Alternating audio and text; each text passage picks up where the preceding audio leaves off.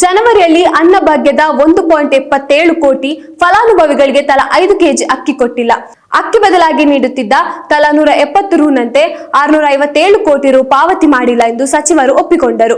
ಇದಕ್ಕೂ ಮುನ್ನ ಮಾತನಾಡಿದ ಮಹೇಶ್ ತೆಂಕಿನಕಾಯಿ, ಈ ಹಿಂದೆ ಗೃಹಲಕ್ಷ್ಮಿ ಫಲಾನುಭವಿಗಳಿಗೆ 2 ತಿಂಗಳ ಕಂತು ಪಾವತಿಸಿರಲಿಲ್ಲ. ಈಗ ಅನ್ನಭಾಗ್ಯದಡಿ 1 ತಿಂಗಳ ಅಕ್ಕಿ ನೀಡಿಲ್ಲ, ಬದಲಾಗಿ ಹಣವನ್ನ ಪಾವತಿಸಿಲ್ಲ. 9 ಜಿಲ್ಲೆಗಳ ಆಹಾರ ಇಲಾಖೆ ಉಪ ನಿರ್ದೇಶಕರೇ ನೀಡಿರುವ ಮಾಹಿತಿಯಲ್ಲಿ ಇದು ಬೆಳಕಿಗೆ ಬಂದಿದೆ. ಯಾಕೆ ಈ ತಿಂಗಳಲ್ಲಿ ಅಕ್ಕಿ ಅಥವಾ ಹಣ ಕೊಟ್ಟಿಲ್ಲ ಎಂದು ಪ್ರಶ್ನಿಸಿದರು. ಇದಕ್ಕೆ ಪ್ರತಿಕ್ರಿಯಿಸಿದ ಸಚಿವರು, ಅನ್ನಭಾಗ್ಯ ಯೋಜನೆಯಡಿ ಈ ಮೊದಲು ಸರ್ಕಾರ ಅಕ್ಕಿ ನೀಡಲಾಗುತ್ತಿತ್ತು. ಅಕ್ಕಿ ಕೊರತೆ ಉಂಟಾದ ಹಿನ್ನೆಲೆಯಲ್ಲಿ ತಲಾ 170 ರೂಪಾಯಿ ಹಣವನ್ನ ಫಲಾನುಭವಿಗಳ ಖಾತೆಗೆ ನೇರವಾಗಿ ವರ್ಗಾಯಿಸಲಾಗುತ್ತಿತ್ತು. ಈ ನಡುವೆ 2025ರ ಜನವರಿ ಮಧ್ಯೆ ಕೇಂದ್ರ ಸರ್ಕಾರದ ಅಕ್ಕಿ ಕೊಡುವುದಾಗಿ ಹೇಳಿತ್ತು.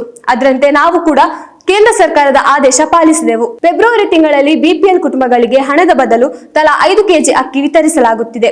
ಈ ನಡುವೆ ಜನವರಿ ತಿಂಗಳು ಇದ್ದು ಗ್ಯಾಪ್ ಆಗಿದೆ ಎಂದು ಕೂಡ ಹೇಳಿದ್ದಾರೆ.